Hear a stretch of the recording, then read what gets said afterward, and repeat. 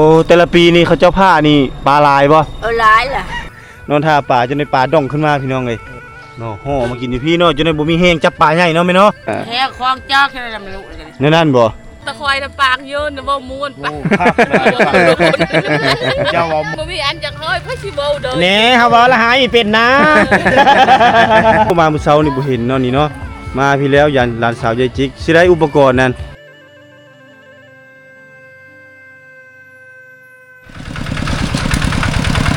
ไปเลยเด้อเด้อไปตำลังเด้อพี่น้องโอ้ยเป็นตะม่วนให้ดีเนาะบรรยากาศท่าหนองเพิ่นท่าหนองเนาะโอ้เป็นหลายคนเนาะไปป่าน้องไปเอาปลามาเด้อให้มันมานเด้อไปตำลังเด้อโอนเด้อ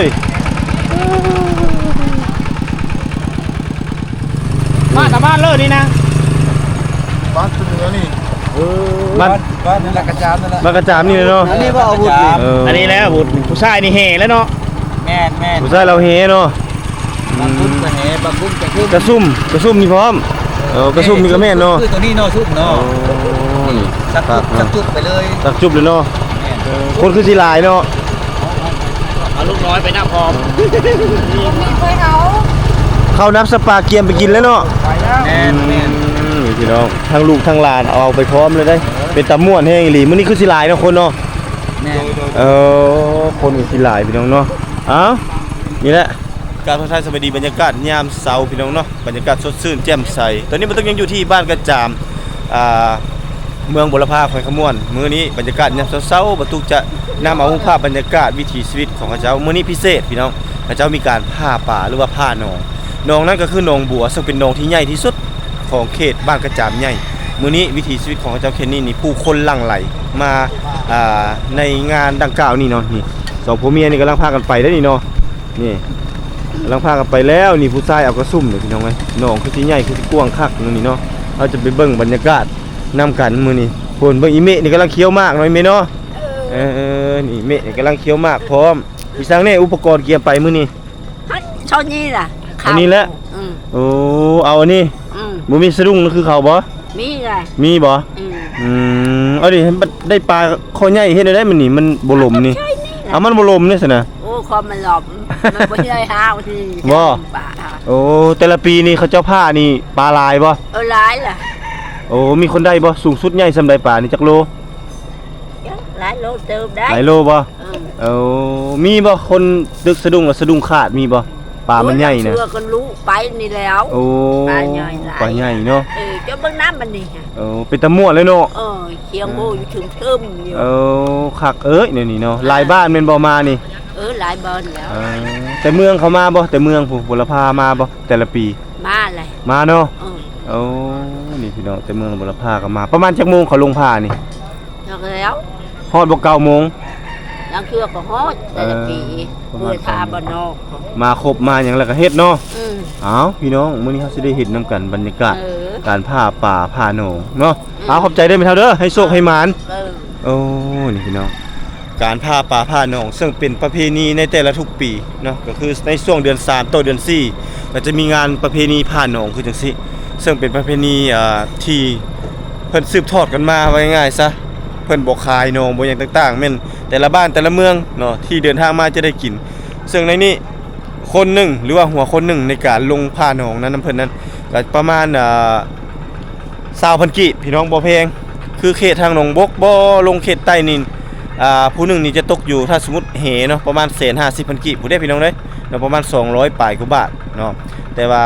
เขตนี้แม่เขาเจ้าย่านคนบ่มาแน่แล้วก็อยากม่วนอยากซื่นเนาะไผได้หลายก็เอาปูปลาหน้าเหนียวนะแต่ว่าเพิ่นเก็บเพียงหัวคนหนึ่ง20,000 กิพี่น้องเนาะ20,000 กิก็สิตกอยู่ประมาณเท่าใดฮอดว่าประมาณ20 บาท30 บาทประมาณนี้แหละพี่น้องมื้อนี้เดี๋ยวจะนำเอารูปภาพบรรยากาศเนาะการผ้าป่าอยู่หนองเนาะมาฝากมาต้อนท่านคนบ่ทันมา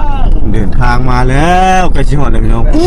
อันนี้ก็ว่าบุญป่าได้นี่เนาะบุญป่าผ้าหนองผู้เอาขึ้นลงแล้วมื้อนี้ลงไปจองหนองไว้บ่จองเอาอลีนี่เขาลงตึกแล้วบ่หรือว่าเขาจองซื่อที่ยังจอง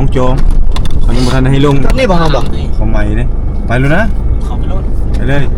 ต้องหาบ่อนพื้นที่กว้างๆไปทางใด ไปแล้วเฮา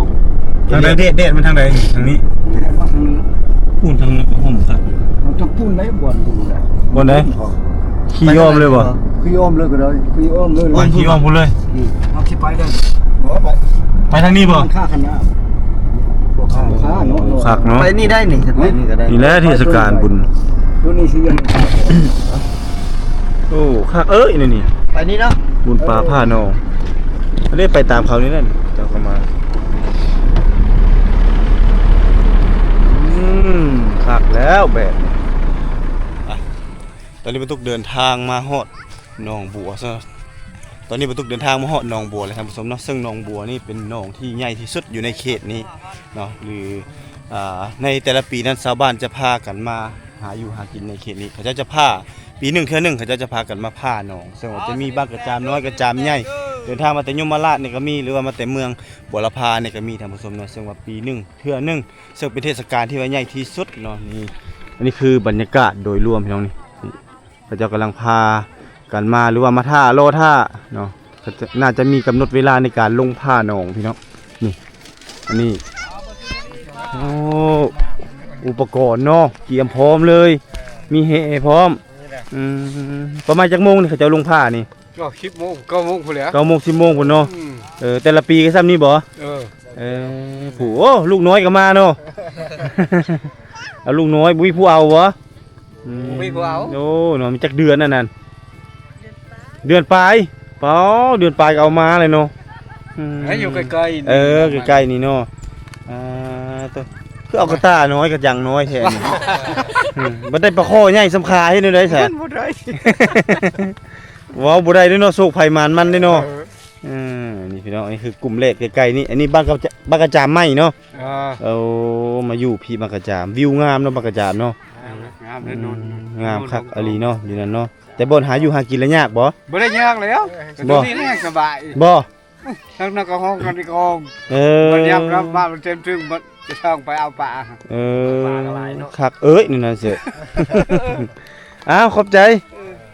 ไปเบิ่งหลายๆกลุ่มพี่น้องนี่แต่ละกลุ่มโอ้โหมีหอดมักสลีมาขายอยู่ในโหนงเลยได้พี่น้องเอ้ย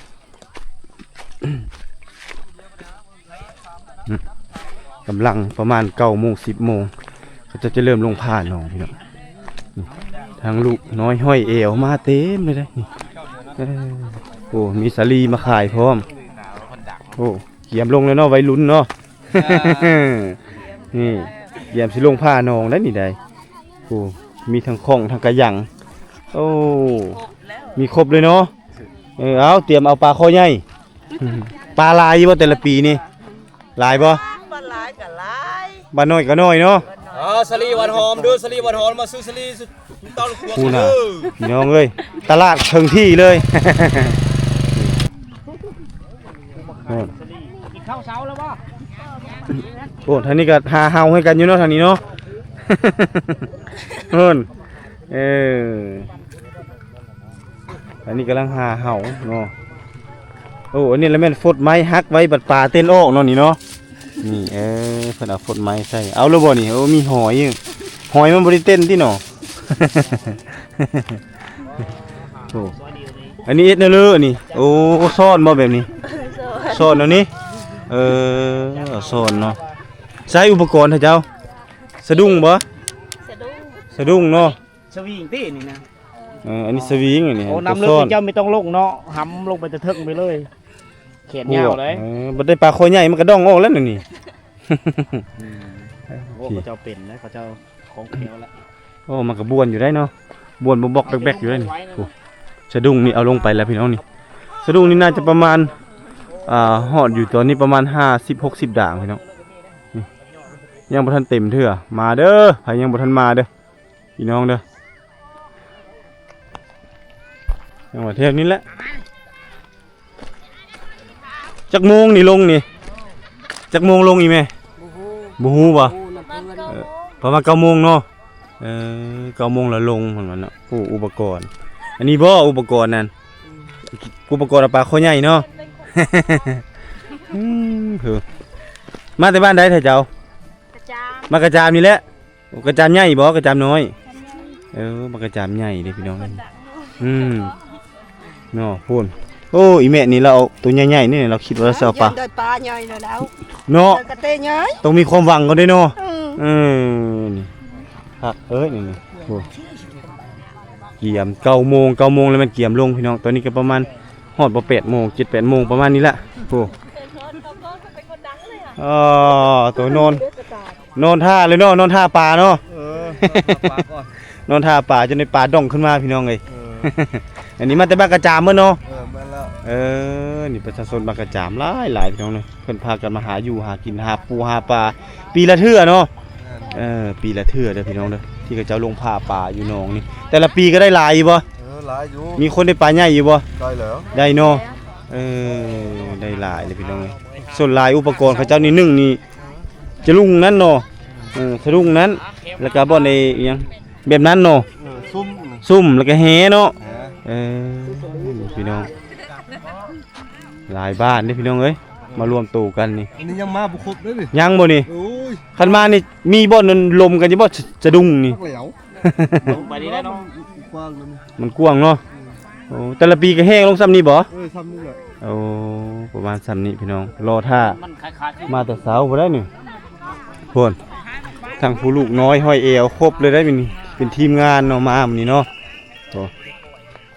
นี่เบิ่งอีแม่เนี่ยเรามากินข้าวอยู่พี่สงสัยเรามาแต่เช้าเนาะบ่ทันได้กินข้าวเชิญแซ่บแล้วกินข้าวกับงัวบ่กับควายกินควายกินงัวโอ้มาปั่นข้าวอยู่พี่น้องนี่อาหารเรานี่มีเจียวเผ็ดนี่กินงัวนี่แล้วก็ข้าวเนาะห่อมากินอยู่พี่เนาะจนได้บ่มีแห้งจับปลาใหญ่เนาะแม่เนาะจนได้บ่มีแห้งจับปลาใหญ่เด้พี่น้องเอ้ยนี่ครบหมดนี่โอ้มีมักสลกมักสลีครบสุดไปสิเลาะไปเรื่อยๆเนาะผู้เจ้าสวิงก็มี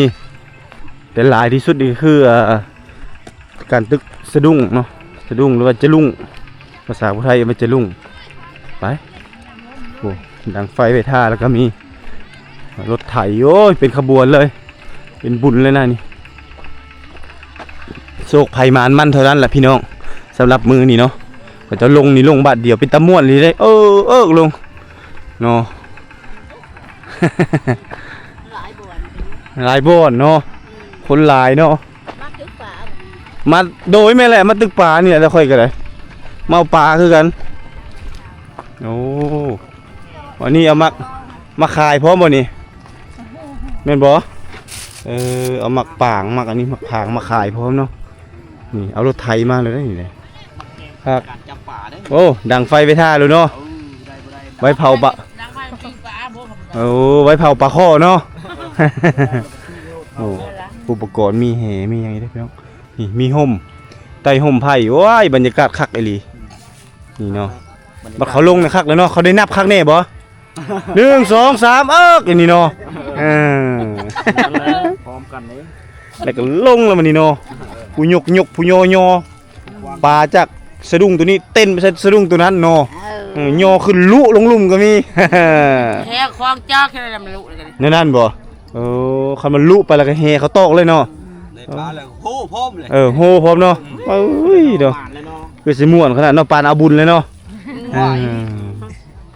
กูเอาบุญนี่ได้พี่น้องเอ้ยนี่เอาอันนี้ก็คือบรรยากาศพี่น้องเนาะแต่ว่าประชาชนยังมาบ่ทันครบเทื่อได้นี่ยังบ่ทันครบปกติจะมาหลายกว่านี้หลายบ้านนะที่ว่าเดินทางมานี่เนาะว่าจะเป็นกระจามน้อยกระจามใหญ่มาตั้งแต่พูดแน่เนาะบรรทัดประโจนพร้อมเนาะบ้านส่วนสบายดีเว้าอันบรูนำได้ อันนี้บรรยากาศพี่น้องเนาะบรรยากาศสดๆเดี๋ยวจะเก็บเอาภาพบรรยากาศให้ท่านผู้ชมได้ติดตามรับชมในเทศกาลการผ้าหนองป่าหรือว่าหนองบัวที่บ้านกระจามใหญ่พี่น้องเนาะไปเดินทางต่อพี่น้องโอ้ยผู้คนกำลังเดินทางมาหลังไหลมาหลายเลย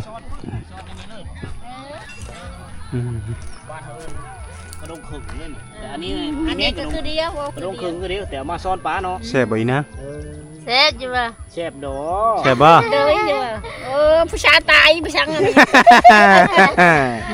เพื่อนปากน้ำกันเลยเฉย เพิ่นปากนำก็เลยเฉยเลยบ่เว้านำเลย เว้าน้ำเลย โอ้ทางนั้นเปิดตู้คักขนาดเลย พวกฉันเมื่อบอลที่ตู้ผู้เดิน เออ สบายดี สบายดี งานแห้งเนาะอยู่พี่ โอ้ เนาะ โอ้ว้าวเลยแฮมขนาดเลย แฮงขนาดเลยอืมสัญญาณนี่แฮงเนาะ เก่งเว้าสิเจ้านี่โมนโมน อืม นี่มันตายเลย โมนโมนไหน มื้อนี้สิเอาปลาหยังปลาขอบ่ปลาหยัง เอาบุร้องบ้าเฉวน เอาหมด ลุงแล้ว ขันเจ้าทำบุญไทยยังบ่บูม้วนเนาะตะคอยตะปากยืนเนาะบ่ม้วน โอ้คักเจ้าเว้าโมนน่ะ เสียงปากเยินๆนี่เว้านี่ม่วนนั่นลีได้ ม้วนเลยว่าแล้วผู้ไทย คือสิหายนี่เป็นเนาะฟังเสียงเจ้าเว้าคือละหายนี่เป็น คันหายเลยนะถ้าเจ้าหายเว้าได้หายนี่ ตอนนั้นแหละ แล้วบัดชูเจ้าเดี๋ยววันไหนได้ คันผู้ไทยสิบ่หาบ่โขงนะ บังเอา เฮ้ยขึ้นเด้เลยแหละ เฮ้ยหินเด้บ่หาบ่โขงนี่แหม คุณเดบังหาบังหงเลยเท่านัดบ้าง ตอนนั้นแหละหมดเท่านั้นแหละผู้ไทยหายนะ บ่ให้เจ้าได้สิบัดนี้ถ้าเจ้าเด้ให้เจ้า โอ้ย ได้ เดี๋ยวหายเด้บ่ ขันผู้ไทยด่าเลยด่ากับบุเครียดตัวเองนะ ถ้าเจ้าได้สิเอา มัน โอ้โหเลยตะคอย เจ็บขนาดเลยบ่ เดี๋ยวลองเว้าให้ฟังบ่ดูแนวใด เดียวเลยแล้ว พัก อ๋อ ยืน เอาลองเว้าดูคัน มันบ่มีอันจังเฮ้ยพ่อชิเบาเด้อ แหน่เฮาเว้าละหายอีเป็นนะหายอีเป็นเนาะจุบเจ้านะ ทีนะ เออ ก็ให้ อ๋อตัวรถไทยจะคิ้วเลยเดียว โตงานประกวดรถไถพี่น้องไอ้นี่เนาะพูนเบิ่งอีแม่เรามานั่งท่าแล้วนี่ไม่ยังอยากกินสลี ชื่อกันกินเลย เอ็ดเพียงนี่อยากกินสลี กินแล้วก็คนเฒ่าคนบ่เนาะ กินก็ซื้อให้กินนะยากพี่ช้างนะ เอามาเงิน ห้องเขามาโลดห้องเขามาโอ้เดี๋ยวสิไปซื้อให้เดี๋ยวจะเอามาให้ทางท่าอยู่นี่เด้อ นั่งทานอยู่นี่แหละ นั่งท่าหมดมือเลยเด้อ ชามอะไรล่ะ ล่ะเขาได้กินหมดแล้วระวังนี่ กันก็บ่ลงคนวังกันสินำกินน้อย เฮ็ดจังได๋เฮาจะได้กินปลา บ่ ซะ ลงเลยบ่ บ่ลงกันสิต้องก็กินเฉลี่ยสิโต กินสลีนั่น บ่ลงหนองเลย กันจะกินเฉลี่ย เออ จะได้หาอีเวะเมื่อแล้วเบิ่เพิ่นอิ่มสลีนะ อันนี้มานี่ก็ยังยองมา กินเฉลีแล้วแล้วก็เมื่อแล้วเลยนะบ่ได้ลงหนองแล้ว จะกินเฉลี่ยมันรวมกัน จะได้ครับ เอา ซื้อ เดี๋ เด้ ย อ วซื้อให้เด้อ นั่งท่าเด้อ นั่งท่าบรรยากาศโอ้มีเสียงตู้พร้อมตึมๆพร้อมโอ้ม่วนดอกมื้อนี้เนาะเป็นเกียมเครื่องสุดครบเลยได้มื้อนี้ได้โอ้มีปีพร้อมเอาลูกน้อยมานำเนาะ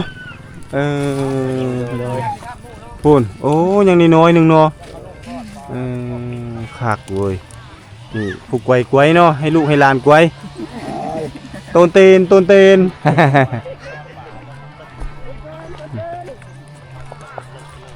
อันนี้บ่อาวุธเจ้าสิลงเอาปลานั่นบ่ฮะโอ้หมอน้อยๆนี่สละเถิดมันสิเอาปลาเอาเจ้าจะเอามีดเอาดาบหรือบ่ลงฟันปลานี่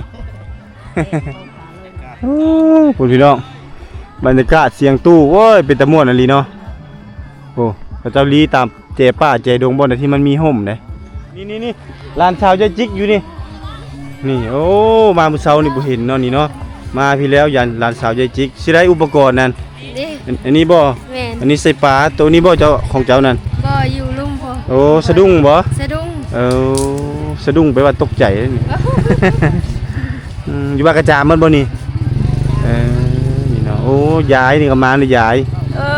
อยากกินอยู่ อยากกินเนาะ หลานสาวปาติ๊กฮอดพี่เลย ยายนี่ย่อสะดุ้งบ่ยายเอ็ดเพลอสิย่อแพ้น่ะยาย จะดุงน้อย โอ้อันนี้น้อย เลยนะบัดย่อเนาะ มันถึกปลาคอ ชักชิลมก็บ่จักลักไปถึงปลาคอใหญ่ เนาะ เลยตะเบิ่ง เอาได้ข้อมูลมาตะเฮิดแล้ว ยังมีท่านได้แต่เบอร์โทรกับ Facebook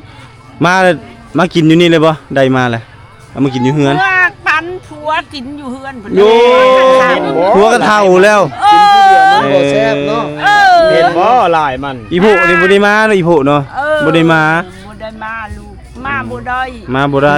โอ้เราก็มือปั่นโทกินอยู่เฮือนพุ่นแล้ว อายุหลายแล้วเนาะมาบ่ได้เนาะลูกหลานนี่ซะลูกหลานคือบ่มาซะ ลูกหลานก็มา พูดเพื่อพูดมันเนาะแม่เนาะ เข้าแล้วก็จะอ้อนลูกหลานสอนมานำลูกหลาน คิดใส่ อยู่ไม่ได้ดอก คิดใส่ มุ่งไปแซ่ลูกหลานไป สมัยเป็นสาวเนาะก็เลยมาพี่น้องเต็มเลยผู้อยู่ในป่าพวกเนาะ สิเลยได้อาวุธเจ้ามันมีแต่จะลุงบ่ แม่น อ๋อซุ่มก็ได้บ่มีได้เนาะมีแต่ย่อกระดุงอย่างเดียวแม่เนาะ เอา อย่างเดียว เบิดมือเลยเนาะงัดทั้งงัดเลยแล้วมื้อนี้ เอาให้ได้ให้โชคให้มาเด้อหลานสาวยายจิกไปนี่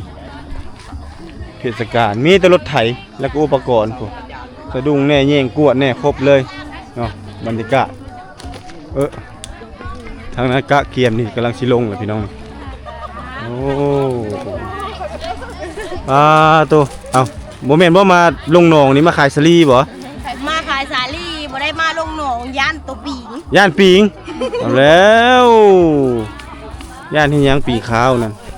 ขายสาลีได้อยู่ลงหนองบ่ได้ ลงหนองบ่ได้เนาะมีแต่เลาะขายสลีเพิ่นว่า มีแต่เลาะขายสาลีบ่อยากลงหนอง โอ้แสดงว่าเพิ่นฮู้เทศกาลนี่แหละต้องได้มาเพิ่นว่าเนาะ แม่แล้ว มาหาเลาะขายมาทุกปีบ่ ปีแรก ปีแรกบ่มาแต่ทางเดย มาทางบ้านนาขาย นาขายพูดบ่ยมราชบ่ แม่แล้ว โอ้มาไก่เติบ มา เนาะ ไก่ได้ซื้อช้อยแล้วมือกองก็ได้ เอาแล้วบ้านนี้ซื้อเมื่อกี้นี่3ถุง ซื้อน้ำคนอื่นบ่ได้ซื้อช้อยข่อย เอาจังน้อยอีกซะอีกจังน้อยอีกจังน้อยซื้อนำเด้อแม่ค้านี่เพิ่นเว้าเป็นพี่น้องเอ้ยยั่วให้คนซื้อเนาะยั่วเป็นนะเพิ่นได้ นั่นละเว้อจังว่าเอาปลาคอตัวใหญ่ๆเด้อทางนี้เด้อ มีสุ่มเนี่ยครบเลยเนาะ กล้องเนาะปิดหลังอยู่ แม่นเพียงนี่มาถ่ายเอาค่อยอีกนี่ฮะ FC แท้ แม่นบ่ จะถ่ายก็ถ่ายจบดีแต่ถ่ายลิลี่อยู่ เอาให้โชคให้มานเด้อเป็นรออีกก่อนโอ้โดยให้โชคให้มานปลาข้อปลาเคิงปลาขาว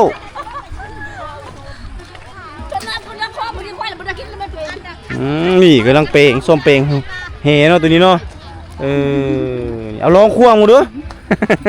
ควงอยู่บกนี่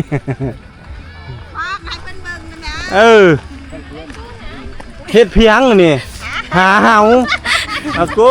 ยหาเห่าให้กันอยู่นี่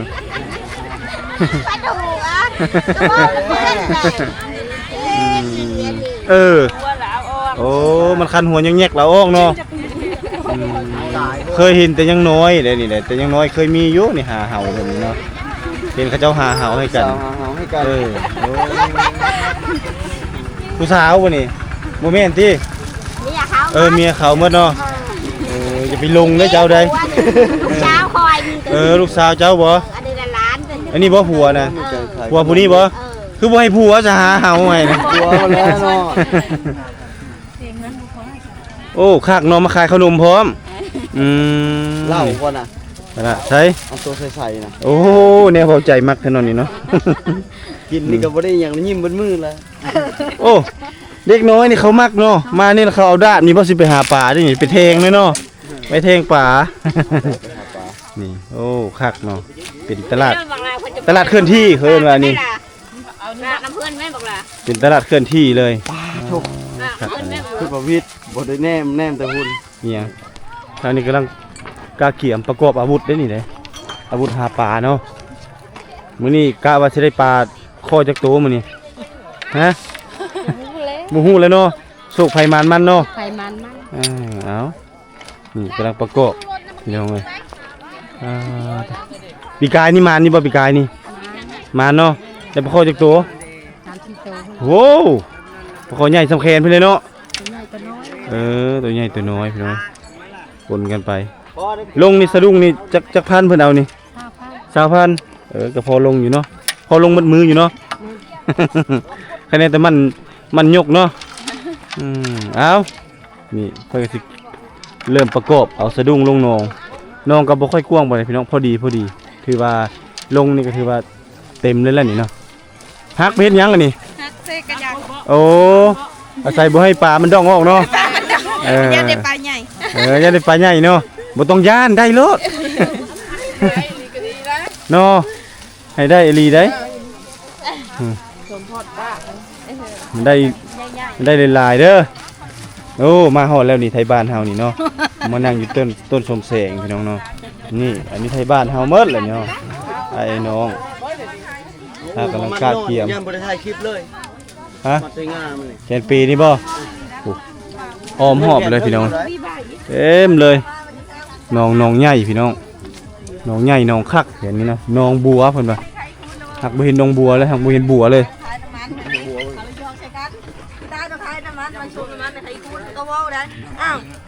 เจ้ามีตอนน่ะคือบ่เห็นในวันตอนนี้ก็คือเห็นเจ้าไปเฉยบ่แหวะ โมนเสียงเรา หึ เขาเจ้าว่าโมนเสียงเจ้า นั่นแหละจ้ะ คือสิหายนี่เป็ดอย่าฟังตอนเจ้าหายเด้ แต่เจ้าหายผัวหายเลยแต่เจ้าหายผัว พูดแล้วเว้ยแล้วก็ สมมุติผัวไปกินเหล้าได้ว่าได้ผัวไปกินเหล้ากอดผู้สาวน้อยอยู่บัดนี้เอ้าจะสิว่า เอาเล่พูดเนี่ยเฮ้ย ย่อเขาเลยแล้ว กินตายแต่เล้าแล้วเนาะฟังเสียงกับเจ้าเว้านั่นคือเจ้ามีหายเป็น เสียงเตยๆเนาะ เสียงเต้ย ม่วนไปแล้วเขาเจ้ากันมา อันนี้แบบว่าผู้ไทยให้คือบ่เจ็บ ปลาบ่ ตัวตาเป็นงานเศร้า ปลาหลายเนาะ